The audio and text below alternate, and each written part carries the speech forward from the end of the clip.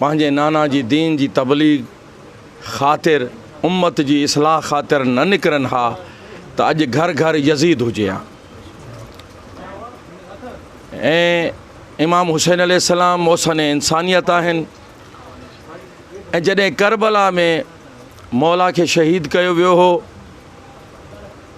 उन वक़्तु मौला जा साथी कुल 72 हुया, लेकिन हिन अज़ीम खून अहिड़ो रंग लाथो जो चहल में सरकार इमाम हुसैन अलैहिस्सलाम ते दुनिया दंग रहिजी वई आहे त करोड़े माण्हू जॾहिं उते करबला में शरीक थियनि था ऐं पंहिंजे अक़ीदत ऐं इश्क जो इज़हार कनि था कि मौला तो जो सॾु असांखे 14वीं सदी में आयो आहे, असां तो वटि आया आहियूं।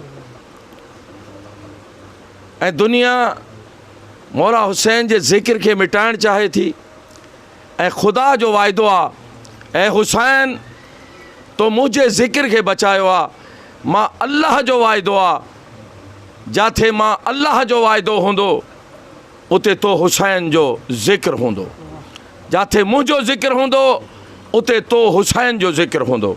ही अल्लाह जो वाइदो आहे। दुनिया मिटाइण जी कोशिश कई आहे, यहूदो नसारा ज़ुल्म ऐं जबर बरबरियत जी 1400 साल खां इंतहा अचे थी, पर हर साल काफ़िलो वधे थो।